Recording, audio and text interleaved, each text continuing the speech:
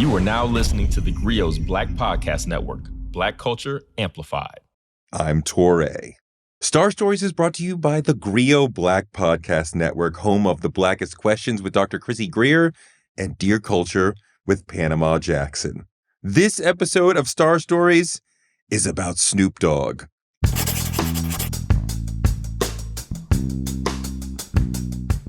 The year is 2006 and Snoop Dogg is one of America's biggest stars. Respected by gangsters and all those who love them, and beloved by suburban moms because he seems cute, cuddly, and charismatic. Part of that mainstream love comes from him seeming like a nice guy and a fun weed head and a family man. When I got to spend a day with Snoop, I saw the family man and the other side of Snoop too. Back when I was writing about rappers for magazines, the phone would ring and sometimes they'd say, go to Trump Tower and interview Jay-Z, or get on a plane and go to Cannes and interview Beyonce, or fly to LA and hang out with DMX. This is about my day with Snoop Dogg, AKA rappers get midlife crises like all middle-aged men, but they handle it way differently. So bust it. I'm in sunny Pomona, California on a big green field watching a football team practice in full pads, even though the players are like 9 and 10 years old. It's the cutest thing ever. Snoop was then the head coach of the Pomona Steelers in the Snoop Youth Football League, and he was serious about all this. He talked to his players about the minutia of technique, about tactics, everything. He started the Snoop Youth Football League a year earlier to give 2,000 kids the opportunity to play football in a league made just for them. It was also a chance for Snoop to hang out with his kids. Both of his sons were in the football league, and his youngest, his daughter, was a cheerleader. Now, Snoop treated all the kids on his team like they were his. He was encouraging and loving and gentle and sweet. Out on that field, he seemed like the ultimate suburban family man in the community, working with the kids and having a great time. Snoop told me he loves these kids so much, he stopped smoking weed during their season so he wouldn't smell funny when he showed up at practice. Now that's what I call putting family first. After football practice, Snoop drove up the freeway in his 2-seat Porsche Carrera, doing 90 while steering with his knees because he was using his hands to roll a blunt as he was driving. Yes, I was nervous. He was speeding while steering with his knees. He never missed a turn, but still. Then he pulled up to his home, a 2-level ranch house with a white fence that screamed family man.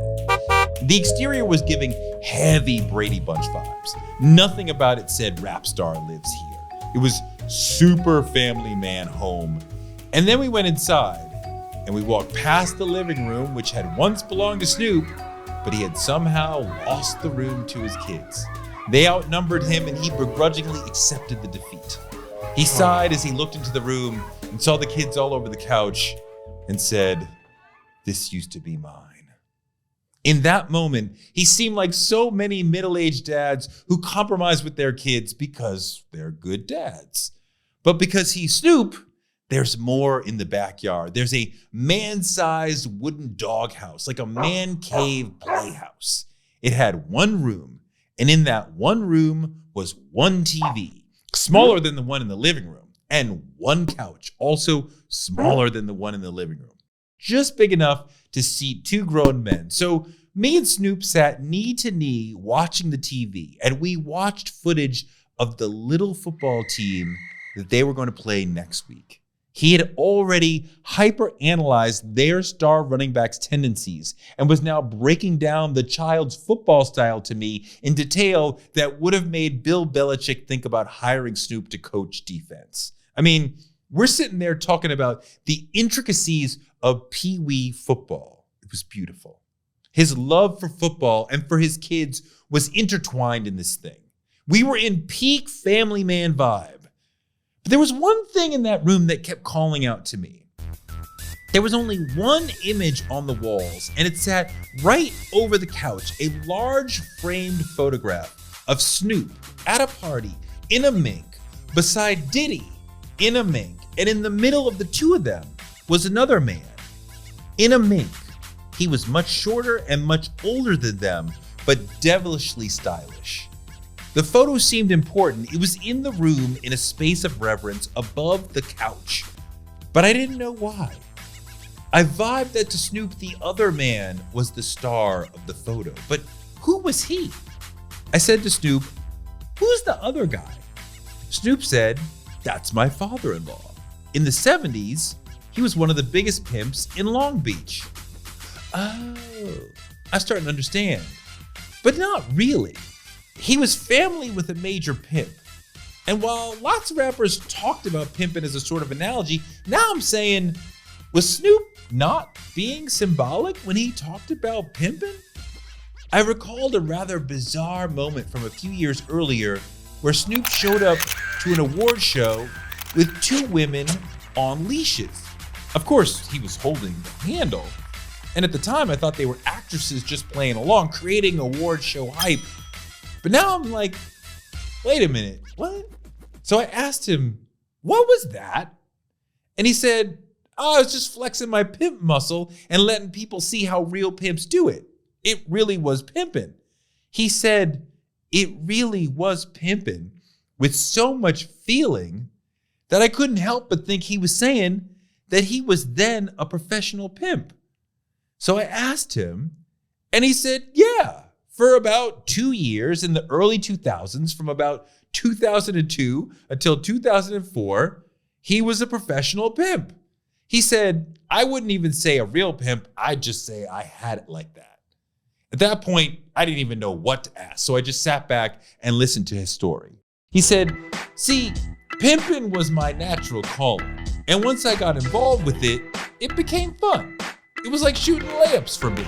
I was making them every time, because pimping ain't a job, it's a sport. I had a girl on every exit from the 10 freeway to the 101 freeway because they would recruit for me. That's pimping." He said, "I wasn't a gorilla pimp where I was beating the girls up, never laid a hand on them. I was more finesse with it, just giving them a comfort zone and providing them with opportunity."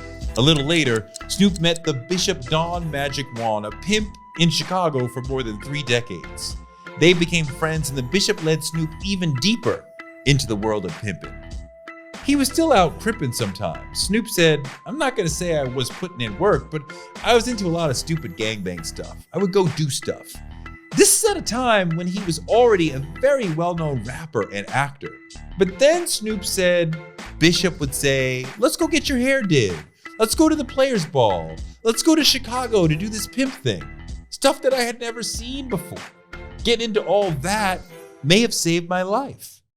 Not long before I did this interview with Snoop, I had gotten married. So while I was there in the clubhouse with Snoop, I did think, how is it your wife accepted this? Because I knew my wife would be extremely upset if I came home and told her stories about my day pimping girls. Snoop said at first his wife tolerated it. He said she was used to the life because of her father. But he said she wasn't accepting. She was just looking the other way because I never did it in her face. I was never bringing the girls to the house. But at some point, she stopped looking the other way. And in early 2004, they filed for divorce. That's when Snoop went heavy into the pimp life. He said, "I was going to all the Players Balls." He took 12 with him to a Players Ball that year, and then weeks later, at a ball in Detroit, Snoop won the Bishop Don Magic Wand Lifetime Achievement Award. But a few months after filing for divorce, some of Snoop's pimp friends told him, "Yo, the party's over. Go back home to your wife." And he did. And they reconciled, and in late 2004, the divorce proceedings ended. They stayed married. But after that, their marriage was never quite the same, he said. Snoop said, "Before all that, I would never listen to her. It was like everything I say is the law. But on the comeback, I'm more of an ear instead of a mouth. Sometimes it irritates me to hear her talk to me like that, but when the relationship is right, that's the way it's supposed to feel." Snoop says he was far from a perfect husband, but he left pimping behind because he cared about his family and didn't want to lose them. It's one thing to go to the circus for a day, but the man who would run away from his family to join the circus, that man's crazy. Snoop put it like this: if you dream of riding the Colossus at Magic Mountain and you get a chance to ride it, you gonna get on it. And I did that, and I needed to do it. But I love my family, and I'm into this now. From the looks of things, family is what Snoop will be all about for a long time. Star Stories is brought to you by theGrio Black Podcast Network, home of theGrio Daily with Michael Harriot and Writing Black with Maisha Kai. If you like this Star Stories episode, check out the one on Kanye. Remember to rate and review, it really matters. Thanks for listening. I'm Touré. Check out my music documentary, Being Black, the 80s. Take a ride through the 80s with the songs that tell the story of what Black people were going through. You got a fast car. Being Black, the 80s is a podcast docuseries hosted by me, Touré, looking at the songs of the 80s as we talk about mass incarceration, the fight for liberation, the crack epidemic, and more. I'm a black man, and I can never be a veteran. Being Black, the 80s is on the theGrio Black Podcast Network or wherever you listen to podcasts.